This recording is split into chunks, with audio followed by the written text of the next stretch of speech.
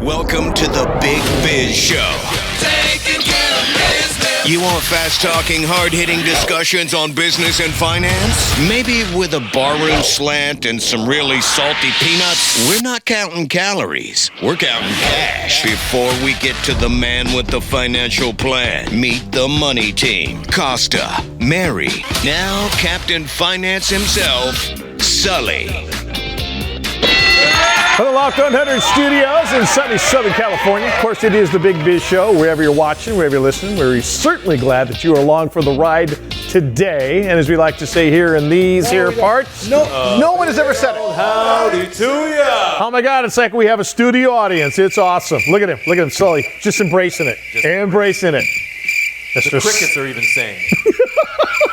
Who's that in the back? Bring the thing, the big on the big screen, so I can see it. You know, the thing. There we go. Who's that? Oh, it is mine. Yeah, it's mine. It is Miles. Oh, this is you bastards. This is pre-taped. Oh, the magic of television. Who's in charge here? Clearly not. Who has two thumbs and not in charge here? This guy. Okay, speaking of that, as long as we're doing this, Jared, I've got a complaint. Who's the facilities manager here? We built a $3 million studio. You're right. When's the last time you heard a toilet run? The toilet in my inner sanctum. Yes. Runs like, well, not like you, clearly. Did you? Let's get to Howie Font. Did you pull the lid off though and do the jingle? I shouldn't have to. I can do that. Howie Font's here from New York City. I give up. I can't believe it. I can do that. Nothing gets by me, by the way.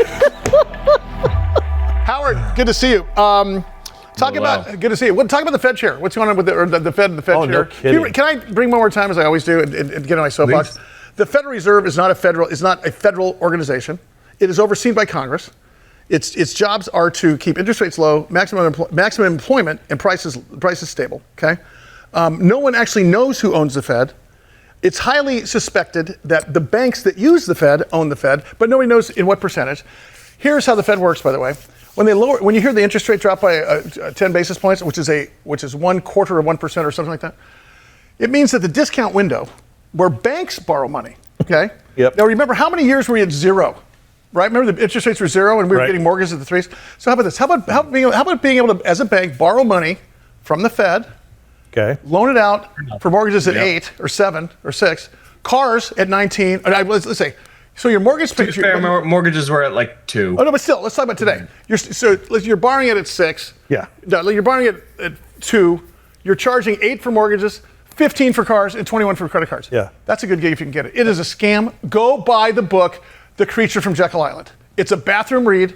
It will tell you, this Fed Reserve thing's a scam. So who pays? Well, going along those lines, who in that logic can fire the Fed, Sully? Nobody. Nobody can fire the Fed chair. It's like being the commissioner of baseball.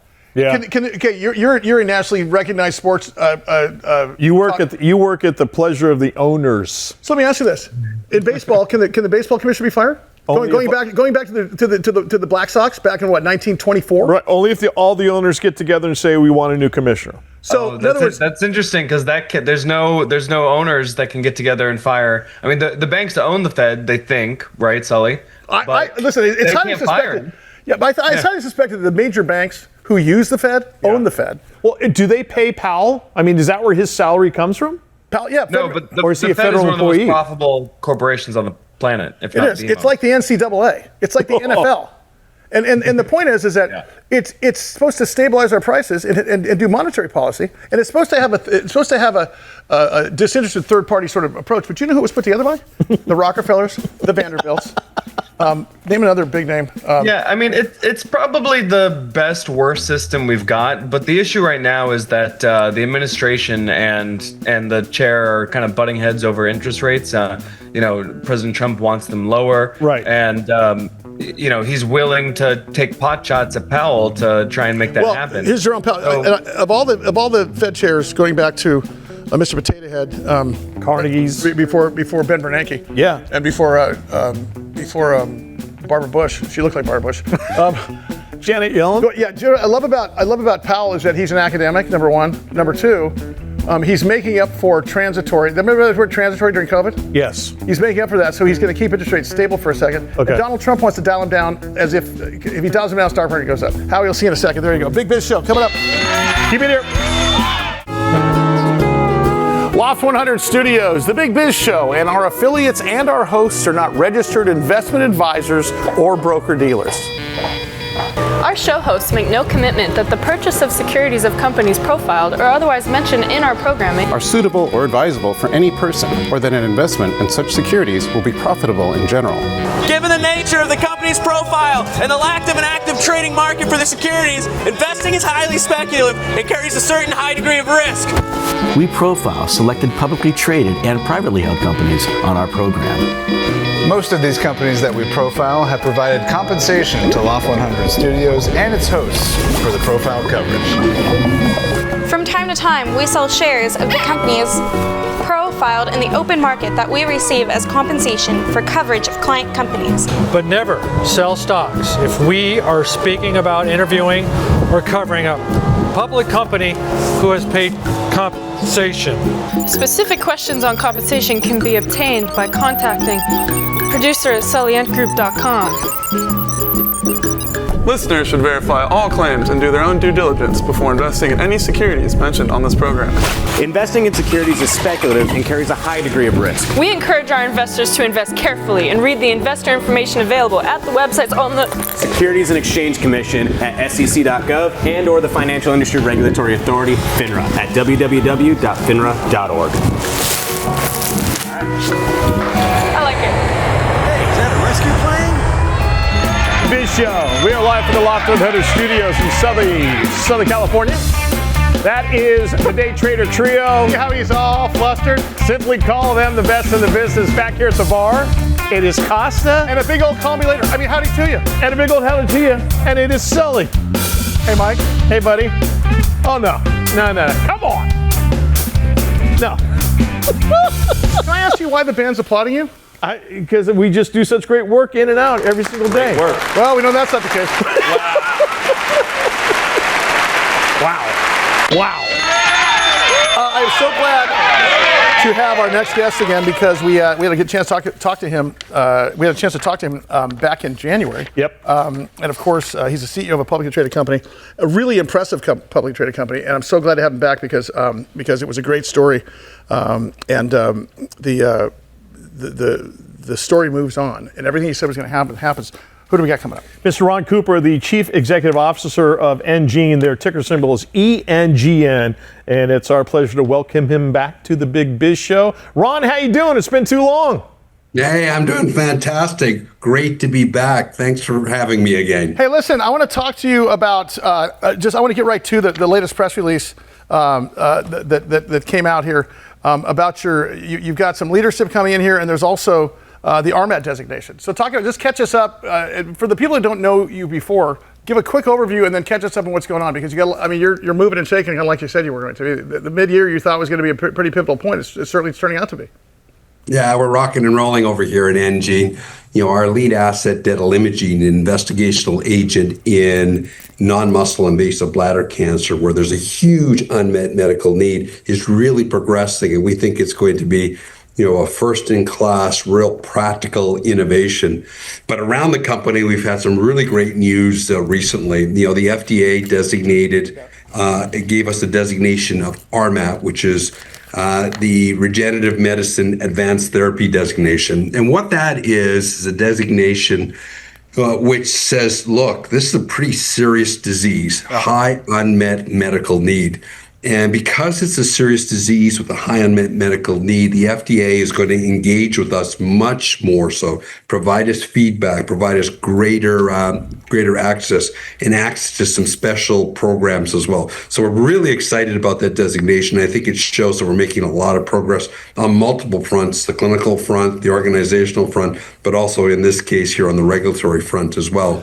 And then the other point that you made, Sully, was we've made some really exciting organizational changes where the company's starting to pivot away from early research towards peri-commercialization regulatory. So we've added 3 new terrific board members and advanced some individuals in the company to get us ready for this stage. Ron, as far as the bladder cancer itself, is this one of those things where if you catch it too late, it doesn't look good for you, or is there a decent runway if it's ever diagnosed? Yeah, catching it late is very bad, right? So if you think of bladder cancer, there's about, let's say about over 700,000 individuals in the U.S., right? Jeez. And you have what's called non-muscle invasive bladder cancer. And the way to think about that is think of that very literally. It's not in the muscle, right? Okay. So if it's not in the muscle, it's serious, but it can be delayed or prevented. What you really want to not happen is getting into muscle invasive or metastatic diseases. So when you get into that, it is very bad and very nasty. And then even within the non-muscle space, currently, there are a few treatments that are available, but more often than not, patients land up having their bladders removed. Wow. And that's terrible, right? Because that surgery has as much as a 10% chance of dying. But the after effects, the morbidity is pretty terrible as well. You land up with an ostomy bag to go to the bathroom. You may lose sexual function. So it's not great. So that's why a investigational product like dental imaging could really make a difference in these patients. Hey, Ron, I got to ask you, and I hate asking these questions on the number ties of biotech firms, but you got to ask this because look, you're a compassionate guy. You're doing this because you want the therapy to get out there. We want to heal some patients. At the same time, you're a CEO of a publicly traded market. It's a publicly traded company. So when I ask you about this, it's because it's relevant. What is the addressable market in terms of dollar size right now? Because you talked about the patient size. Because I think it's pretty significant based upon the number of patients you just said. What are we talking about in terms of U.S. and global? I'm putting you on the spot here. Do you have any idea what a dollar value is in terms of addressable market? So the area of non-muscle invasive bladder cancer is going through a renaissance. So different forms of cancer, sometimes there's no technology for a long time, and we just sort of suffer along and the markets do not grow. Currently, that market, the NMIBC or the bladder cancer market, is roughly a $2 billion market. See, a $2 billion market. Is that worldwide or is that in the U.S.? That's in the U.S., but that's now. It's projected to be over a $20 billion market. But wait a second. But here's the interesting part. When you talk about billions, okay? If you capture 0.002% of that market, that's a giant company for one therapy. I mean, and I look at it, it's grotesque to talk about the numbers here, but you kind of have to. It's a publicly traded company, and look at nobody's in the business of selling stock or buying stock, the business of selling stock. So for you, the good news is we've got a therapy that has promise here, and there's also a risk aversion model in that potentially you get this to five-yard line and a big pharma takes this to market, or do you guys commercialize it yourself? Well, that's the joy about what we're doing. We have the capabilities to do either, right? So I think we can create a lot of value by launching ourselves. It's a circumstance of where we don't need a large sales force footprint, probably between 40 to 60 representatives, well within our abilities. But to your point, it may be more interesting for a larger company. But right now, I think what we're excited about is we're almost finished enrolling the pivotal trial. Next year, we anticipate top-line data and a filing with an approval in 27. So we're kind of in the sweet spot right now, Sully. And I think we can really make an impact on patients very soon. Our Emmy Award-winning director, Jared Coleman, and our team in there. Guys, can you pull up once again the arc of the FDA story? Because I want to ask a question in terms of timing here. We just had that graph up a minute ago. Because you're talking about a number of therapies here that are you got one in phase 2 we just talked about. Talk about the other therapies here and sort of, you can't just love one kid. You love all your kids. Talk about what's promising next for you and in terms of what that sort of, or are we addressing the same thing or are these going towards sort of different therapies? What we're doing here is actually addressing different patient types, right? So, the thing about non-muscle invasive bladder cancer, there's different manifestations, right? There's a form where it's all over the place and it's plaques that go with it. There are, which is the CIS part, plaque-like, right? But there are also patients who have not had previous therapy. There's some who've had therapy. There are some who have a growth. And what we want to make sure is that we generate data in many different patient types so the doctors have the best information possible so that when they see these patients, they have evidence to say that dental imaging could be a viable option for those patients. Ron Cooper, CEO of enGene, their ticker symbol ENGN. Ron, we've got about 45 seconds left. What are you anticipating, more importantly, looking forward to for the next 12, 18 months or so for the company? We're in the zone. We are in the zone. You really are. You think about our company, right? We're well capitalized. We have cash into 2027. We are almost, we're at that point of where we'll be finishing enrollment of our pivotal study very soon. We'll provide a data update later this year. Then it's filing and its approval in the next little while. So, I think I'm very excited about the potential of our product candidate detalimogene, the potential for generating good data, the potential for launch, and most importantly, the potential to have it being accessed by more patients around the world. Ron, we want you back, man. We Absolutely. We're going to get you back on a regular basis, dude. So great to see you again, buddy. Ron Cooper, CEO, enGene, ticker symbol ENGN. Amazing stuff. All right, speaking of amazing stuff, much more to come with the Big Biz Show, so keep it here.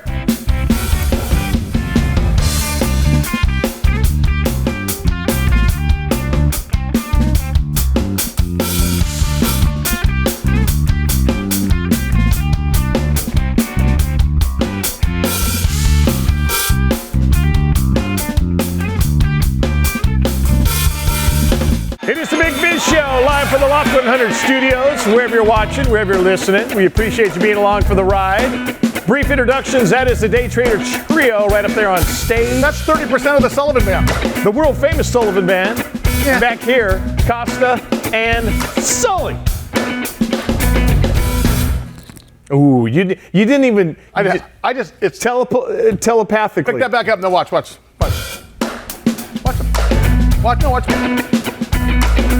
Right? Look at me. Troy Hazard wrote the book, The Future Entrepreneur and Future Proofing Your Business, Naked Entrepreneur. Do you know what Rusty said? First time he was on the air with us, Troy Hazard, who is a longtime friend, a business partner, and hosted the show right here on BizTV called Getting Down to Business. Hey, Troy, did that sound more New Zealand? Brit? Troy gives you crap. I thought it was another one on the Bobby. So you're German? Oh. Look, you're going to Austria? Put another shrimp on the Bobby for me. Troy, do you remember what the... Oh my gosh, 14 years I've been doing 14, this. 14. Troy, do you remember the first thing Russ said about this book when you came in there with us 14 years ago? Troy, who wrote The Naked Entrepreneur. Yep.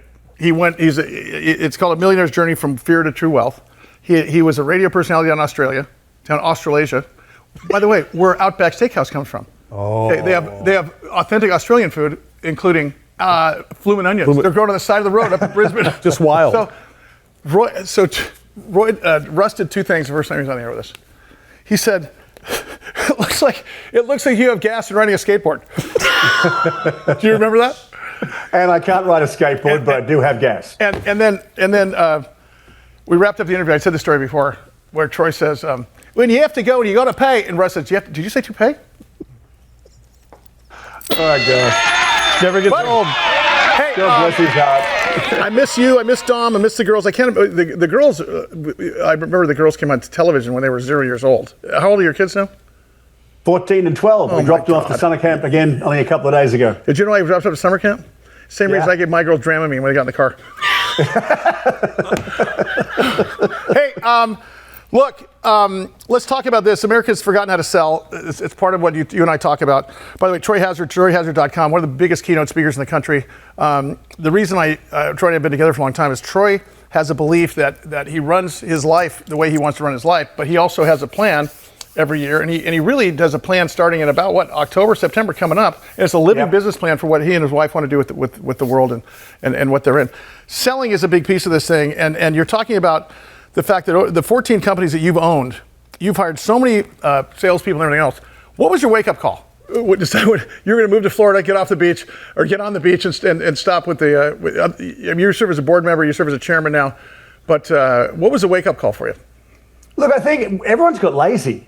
I mean, I this morning, I spent 20 minutes clearing out my inbox of all these phishing emails saying, we want to talk to you about X, Y, Z. We've noticed that you've got this status. We've noticed you've done this in your life or whatever. None of them have any relevance to what I'm doing in my life right now. And I'm starting to get a bit old and grumpy, I suppose. So I'm sending emails back saying, read the room. Yeah, right. Do I look like I need help with that? You know? What's interesting part of this thing is that you did a deep dive into ZipRecruiter economic research, and 80% of graduates of college expect to start work within 3 months of graduating. What are the actual numbers? It's pretty scary.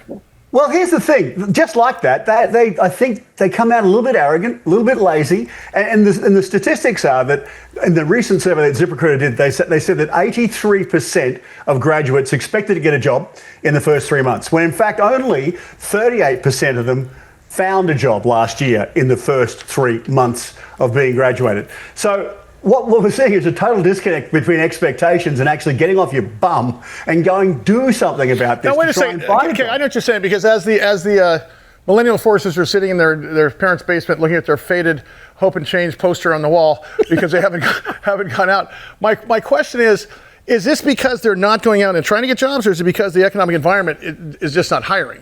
Because it seems like you're putting the emphasis on the wrong syllable. Well, maybe not necessarily the applicant syllable versus because I remember 4 years ago it was because nobody was hiring. Is it because they're just not motivated at this point? I think the real problem is that they're just not trying. Everyone thinks, well, I've gone and studied for 4 years or 6 years or even longer. I've come out, I've got my degree, and I'm hireable. I deserve that job. Actually, no. What can you do for me as an employer? And I'm probably one of the worst employers in the world because I've never read a resume. That's for sure.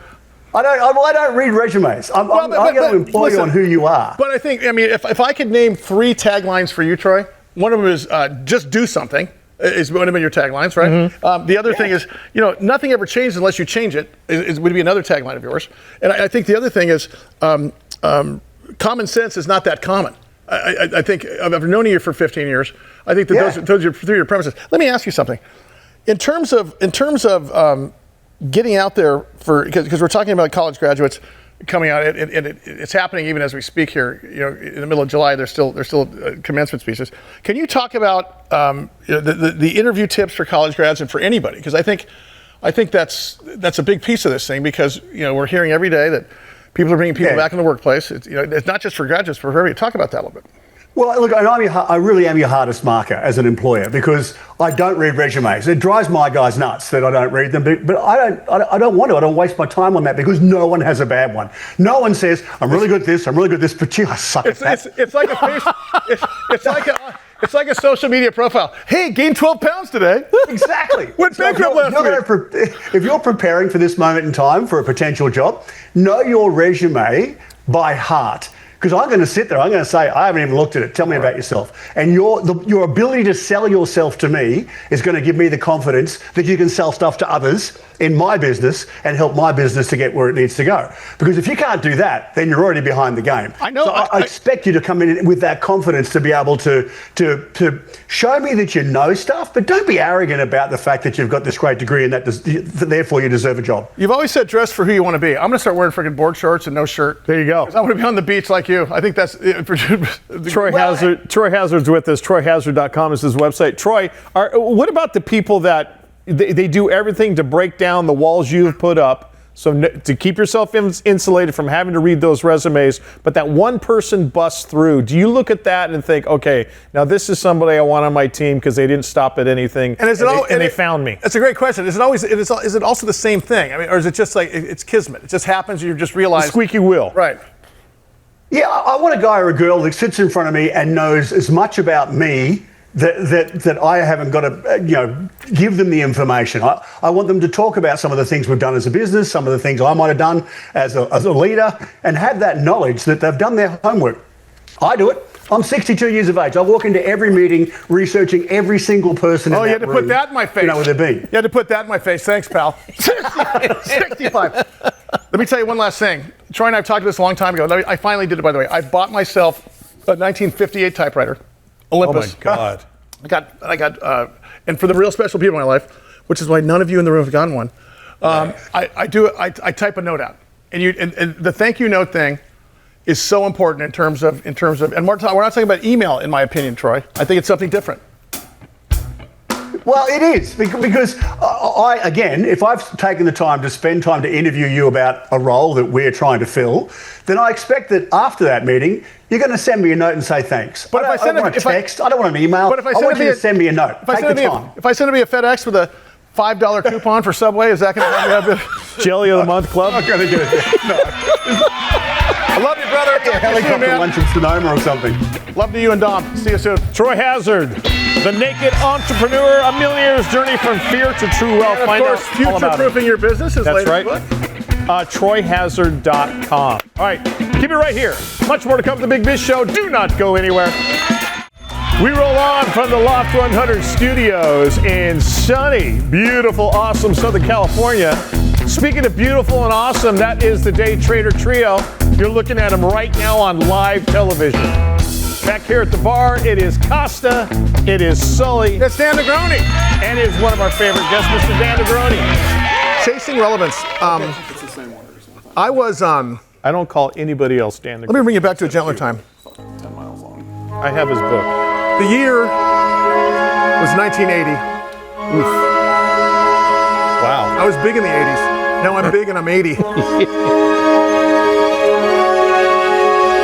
very fit Bobby Sullivan in the centerfold of GQ with the San Diego State men's crew. I was built like this. Like a manta ray. Fast forward to the year 2000-ish. I was built like this. Like a bell. Roof of the house, more. I was saying, I was a victim of my own success. I was. So I went from this to this. I was in a spin class. And I remember talking myself into going to spin class. I was a taco shy at like 400 pounds. I mean, I was like, dude, I remember it was that. like, I was like it was like two of us together. You would walk down the hallway at the radio station and we would get out of the way in case you fell. Yeah, so I'd open a menu and they'd say, would you like, what would you like? I'd say, yes. Yeah. So I come get all true. It's true. Yeah. I'm gonna get in shape. And I remember there's an hour-long spin class. Now spin is horrible. It is. When you look down and you can't see anything, including your feet. I get to spin class, I say to myself, okay, I'm just gonna, it starts, I'm thinking, okay, I'm just gonna make it to 10 minutes. So after a while, I made it for a full hour, and I'm in the back row next to the door so I can stare at the clock, like back. Yeah. Not like up in the front row is right by the mirror. Dan Negroni, Mr. Spin, who looks slightly older than he does today for some reason. He looks younger now than he did 20 years ago. Yeah. He comes back. I don't know him from Adam. He goes, "Hey, can I help you with something?" I go, "Yeah, just get out of here." So he gave me some tips, and from then on, and I went on a very big fitness. I remember the tip. Was it because with the donut down? Like, no, his legs were like. Well, because I had a shed. Right, the inverse. They were holding up the house. So the knees were like this. I'm like, bro, you're going to hurt someone else if not yourself. So I don't know, and from there, it went from a major fitness journey to Challenge Athletes Foundation to where we're the title sponsor for 13 years of writing. And here you say one of my closest friends, and one of the greatest guys I know, because at the time you were an attorney and an entrepreneur a bit. And I remember you were general counsel for somebody, if I'm not mistaken. Probably. And during that time, Dan did not reinvent himself. Dan went and chased what he was passionate about. At the time, they were called millennials. Yeah. And when he started Launchbox 360, which was a consulting firm and actually a coaching firm, I remember the premise when you first told me. He said, look, forgive me if I have the numbers wrong, but 85% of our workforce in the next 5 years is going to be millennial. And 85% of your customers are going to be millennial. Something like that? 75. But so you guys both better figure out how you're going to work together. Oh, yeah. Because remember, you had old school corporate and you had new school coming in. And from there, he started very successful. He was the millennial expert at the right time, wrote a book called Chasing Relevance. 6 Steps to Understanding, Engage, and Maximize Next Generation Leaders in the Workplace. And fast forward, he's a CEO coach. He's a consultant. He's also a professor. He's a keynote speaker. And he's a professor. Oh, my God. And a spinner. And a spinner. This morning. So, but let me tell you this. Every time I meet you, you've introduced me to something new. TRX introduced me to, Spin Class, CAF. He brings up this, we all know ChatGPT, right? And I'll tell you, if you're in a vortex position at all in the public eye, whether it's national or local, you're going to have, stuff's going to come up. I mean, I've seen, apparently I'm on gaymaledancer.com on a dating site. I mean, there's all kinds of... How'd that happen? Well, it does. I mean, it happens. And we have an attorney that handles there's like stuff that you're out there on. There's a Business Insider article that I mentioned. And apparently... You and your 2 kids. Me and my lovely wife, Paula. Yeah, and the little boys. Living up in Newport Beach with his 2 boys. Yeah. Now, the problem is, I'm not married. I don't have 2 boys. I don't live in Newport Beach. But 85% of the article is accurate because these articles are written by ChatGPT. And the problem with ChatGPT and AI, in my opinion, is that it's not half-baked, but like my 3-quarter life crisis, it's three-quarter baked.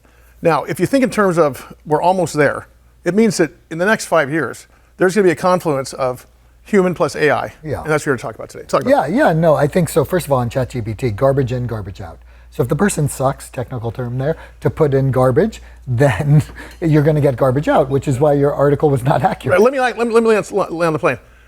He introduced me to a thing called Perplexity, which is an app on your phone for AI ChatGPT. For really deep research and search, I would say. And what I was told by a guest that was sort of in that space said, think of ChatGPT and AI as another person, not as a search engine. Yeah, I love that. Right? Which I think was, the minute you start thinking, here's a guy, ask the question like it asks another person rather than try to find your own way to search through Google. And all of a sudden it changed everything in terms of research. I think you got to think of it as a tool to make you better. I use it every day, and I am so surprised at how smart I sound. Well, you're right. Like, I'm shocked. But they're scraping data that is worldwide, that is proven, and they're not. And Perplexity is not using all the crap, right? Here's the other thing. AI makes you superhuman because it gets a real hold of what you're doing, what you're searching, what you're learning. So if you're really good at that stuff, I have a deep bench of millennial and Gen Z research. They're here to stay.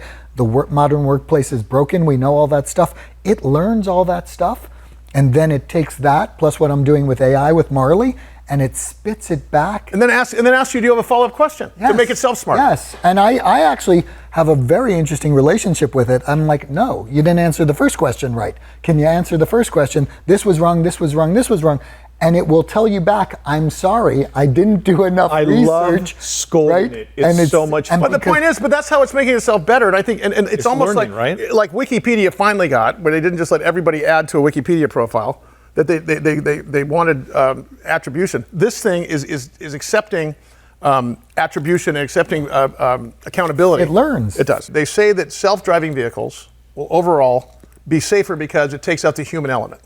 Right? The human. So is this sort of the same thing, or are we just augmenting what humans can already do? But I'll have to get back to you on that analogy. Okay. However, what I do know is that the deep data that ChatGPT is throwing out allows us to get personal insights on who we are, what our motivations are, how we practice, what our patterns are, and it allows us to look at it and get better. So, but to be sure, there's going to be human plus AI in your opinion. It's not just going to be taken over. Because I think the big fear, of course, is... The big fear is ridiculous. AI is not coming to take your job, but someone who knows how to use AI is certainly going to take your friggin' job. Dan Negroni. No question about it. Speaker, CEO, coach, consultant, chief launch officer, DanNegroni.com, author of 6 Steps to Understand, Engage, and Maximize Next Generation Leaders in the Workplace Chasing Relevance. How are you with Professor Negroni, with them using, your students using it as far as... Love it. Oh, really? Okay. Why wouldn't you... Unless you're an English professor. Well, why wouldn't you love the fact that they're going to do deeper research, ask better questions, get better results, and learn how to work like they're going to work when they go to work? The first day they graduate, they're going to learn how to use AI, and their boss is going to say, "No, please don't give me the real stuff. Right? Give me your stuff that you know as a 23-year-old, please, because that sounds better." Dan, can you? Because right now, what do you say? One of the things you say is broken is that talent's fragmented, teams don't connect. Communicate or collaborate. Can you see that happen? Like, do you see it right in your class code? I can tell it in my house. I've been married for 38 years, please. But because look, when you and I were in college, we would have to go to the Encyclopedia Britannica to do research. The stacks. I had a Funkin' Wagnalls. Careful. How many did you cut pictures out and? Listen. I mean, I went to these. What is it? What's it called? The Xerox machine. It was called something else. Carbon copy machine. Carbon copy. If talent is already fragmented and you're identifying it early, you can on-ramp them. You think AI and well, I think there's a couple things in the modern because here's my question. You know, the problem could be they could just turn it lazy and start. Well, the first thing is you're hiring the wrong person. So the first thing AI can do with 90% reliability is predict whether someone's going to be successful in a role, in a job, based on who's been successful before and an X factor model. So that's number one. We hire right. Number two is we know who they are when they come because they've taken the assessment and we know what the good measure is, and so we can onboard them the right way. Number three is they have a system where they can coach themselves using all the AI stuff about themselves, and they can connect with their team and collaborate so performance goes through the roof. Okay, so what you just talked about there is that leaders and bosses and hiring are going to have to be equipped for Gen Z and this hybrid work. Is ChatGPT, Perplexity AI, is as much a responsibility. So you're back to the first day, right? When you said you have to figure out to work with each other. Yeah. So the leaders are going to have to learn this, just like the. Oh God, yeah. How tough is that going to be? By the way, I'm going to do a three-part. Super tough. I want to do a three-part. You know what asynchronous work is? I just started working with a high-tech company more closely, and asynchronous means you can get at anything at any time. And I'm like such an old dog. I'm like, oh my God, I don't know how to put Slack and put all this stuff in and connect it. And it's amazing what can happen if you use the tools that you have to work together. Okay, I'm going to do a three-part series. Yeah. You've given us notes on, and we've covered the first part today was what's broken and such. Next week with you, I want to do the solution, and I'm going to know what happens when you drive performance. I think that's important. Oh yeah. Because there's so much to unpack here, but it sort of feels like for me as a person that knows you, that this is where you're supposed to be, because you started this thing. Come on, you gave me goosebumps. Well, but honestly, if you think about landing this plane, Dan, I mean, you really honestly. I thought at the beginning when I started this that there was a way to do it at scale and technology would help us crush it. And this is it, for sure. Dan Negroni. Dan Negroni, speaker, CEO, coach, consultant, chief launch officer, dannegroni.com, professor as well. Chasing Relevance is his book, 6 Steps to Understand, Engage, and Maximize Next Generation Leaders in the Workplace. Buddy. Speaking of the workplace, keep it here. We're back after this.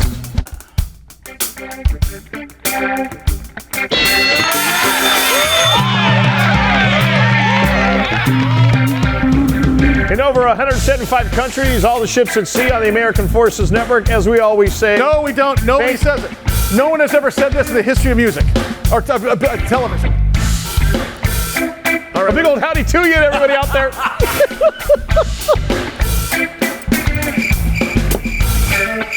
Okay, I have a question.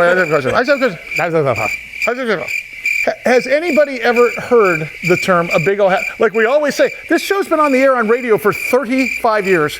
It's been on television for 18 years. Has anybody ever... Sorry. Hold on. Excuse me. Hold on. Explain. You go to Mike, explain. Oh, wow. Hey, Jared, you put that camera right here. You go into any Buc-ee's across the United States of America, what is the first thing you see is a big giant bumper sticker stand that says, a big old howdy to you. T-shirts, hats, bumper stickers, diapers, onesies, depends for older people, a big old howdy to you. Asked and answered. My problem, thanks. Claude Zdanow is the CEO of ONAR Holding Company, ONAR. He's a good guy, and he's kind of a brilliant guy. I sort of think that he should be my other show host, or maybe substitute show host. Okay. Claude, in your free time, can you come here and just be a host of the show with me? It pays almost nothing, and you get beat up. What's up, dude? Good to see you, man.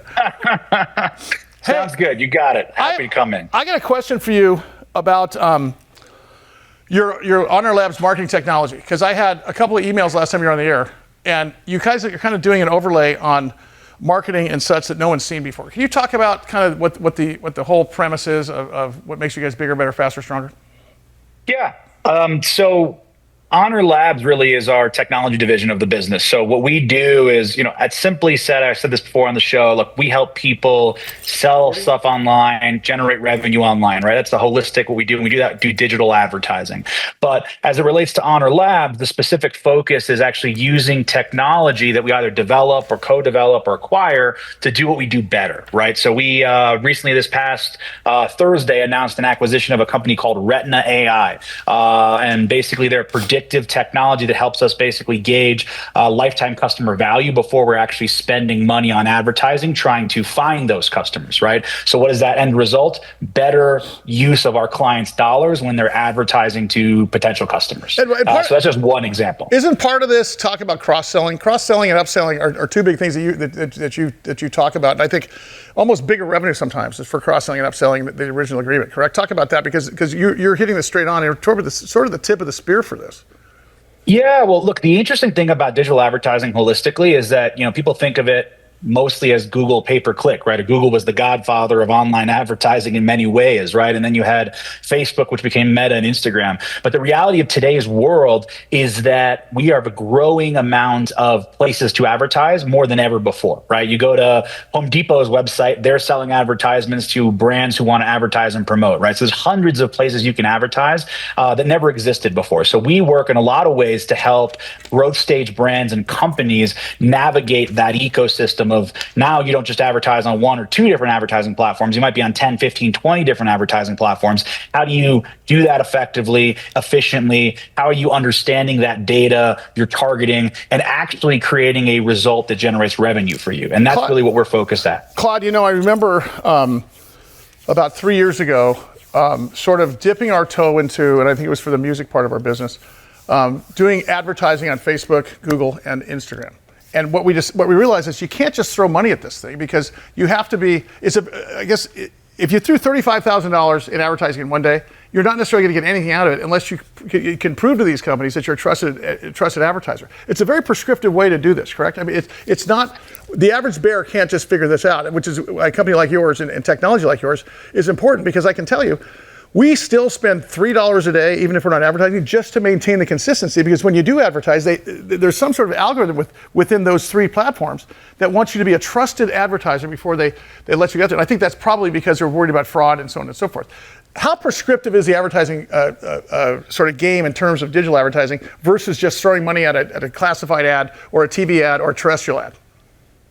Yeah, look, that's a whole can of worms in itself we could spend much more time talking about. But there was one point in time where people who could have a brand and just go on Facebook and press a button and generate results, right? Those days are long gone. We live in a world today where we have 2 sides of the coin. We have consumers that do want customized information and do want ads sent to them, but they're also much more finicky and they're much more focused on getting things that they feel are legit, that they're trusted, right? And so it's not that you can just set an advertisement in front of somebody on one platform and they click and buy. Maybe that happens every once in a while, but it's all about multiple touch points and following that consumer across their whole life cycle and journey, right? You might look at something on Wall Street Journal, then go on Facebook, then check your TikTok, then go on Amazon, right? And you might have seen an ad from a brand in all those places. And being able to navigate that, deliver that efficiently, and actually measure that is it's a very challenging and difficult thing, but it's the reality of the world we live in.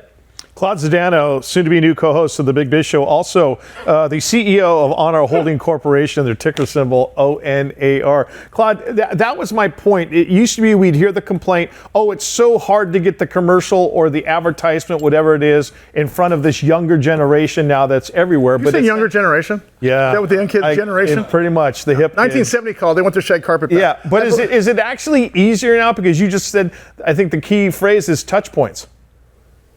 Yeah, look, it's definitely easier from a cost perspective, right? You don't have to buy a commercial that hopefully airs at the right period of time to get in front of that consumer or buy a billboard in Times Square, right?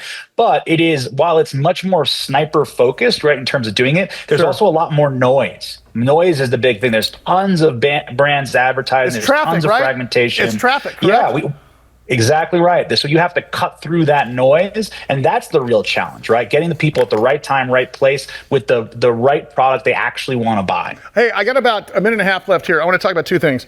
And we don't usually talk about stock. We don't usually talk about numbers, but we're talking about uplisting the NASDAQ here. Are you free to talk about that as a CEO of a public company? Are you allowed to say that out loud?